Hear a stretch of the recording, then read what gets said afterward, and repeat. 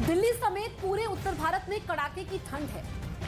दिल्ली के तमाम इलाके ऐसे हैं जहां पर मिनिमम तापमान 1.5 डिग्री सेल्सियस रहा है, जबकि लद्दाख, वाराणसी और ताजनगर, आगरा में मिनिमम तापमान 3 डिग्री सेल्सियस। अलग अलग इलाकों में कड़ाके की ठंड पड़ रही है। आम जनजीवन प्रभावित हुआ है। लोग घरों से बाहर नहीं निकल रहे हैं। कड़ाके की ठंड की वजह से स्कूलों को बंद करना पड़ रहा है। भीषण सर्दी और कोहरे की वजह से किसानों की फसल बर्बाद हो गई है।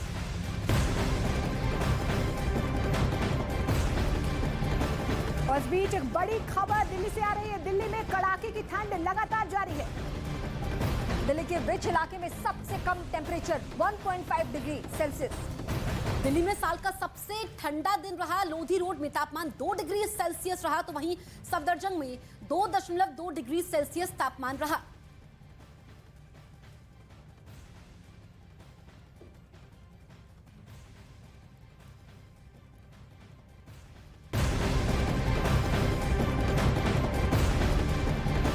और इस वक्त हम बात करेंगे वाराणसी की। वाराणसी में भी ठंड और कोहरे का कहर लगातार जारी है।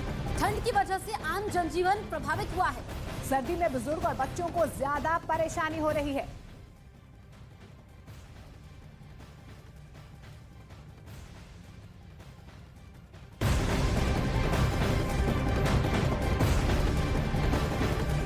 दिल्ली के आगरा में भी कोहरे और ठंड का प्रकोप जारी है। आगरा में न्यूनतम तापमान 3 डिग्री सेल्सियस रहा है। रिकॉर्ड तोड़ ठंड से लोग बेहद परेशान हैं। ठंड की वजह से आम जनजीवन अस्त व्यस्त हो चुका है। और विजिबिलिटी की अगर हम बात करें तो विजिबिलिटी भी काफी कम है।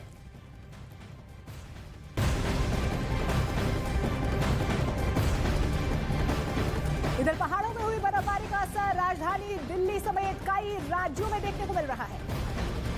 दिल्ली में सबसे ठंडा दिन रहा। दिल्ली के ब्रिज इलाके में पारा 1.5 डिग्री सेल्सियस दर्ज किया गया। तो वहीं अगर हम मध्य प्रदेश की बात करें तो यहाँ पर छतरपुर में पारा 0.2 डिग्री सेल्सियस तक पहुंच गया, जिसकी वजह से वहां ठंड का कई सालों पुराना रिकॉर्ड भी टूट गया।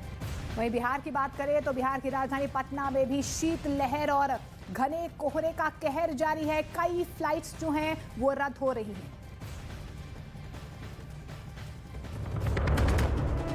मेयर चुनाव पर दिल्ली में सियासी घमासान। कल सदन में हुए हंगामे पर बीजेपी का राजघाट पर धरना, आम आदमी पार्टी का एलजी दफ्तर के बाहर प्रदर्शन।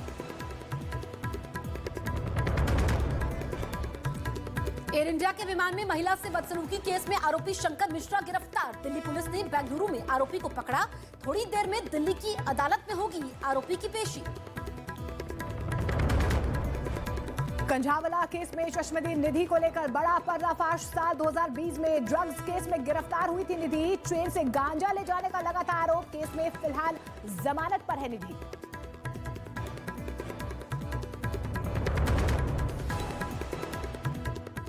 अमेरिका और इजरायल के फाइटर जेट ने आसमान में गरज कर ईरान को अपना दम दिखाया था, लेकिन नेतन्याहू के पूर्व सलाहकार अमेरिका को मददगार की नजर से नहीं देखते। उनका मानना है कि अमेरिका भले ही इजरायल के साथ दिखता हो, लेकिन ईरान पर हमले के वक्त वो किस करवट बैठेगा इसका अंदाजा मुश्किल है।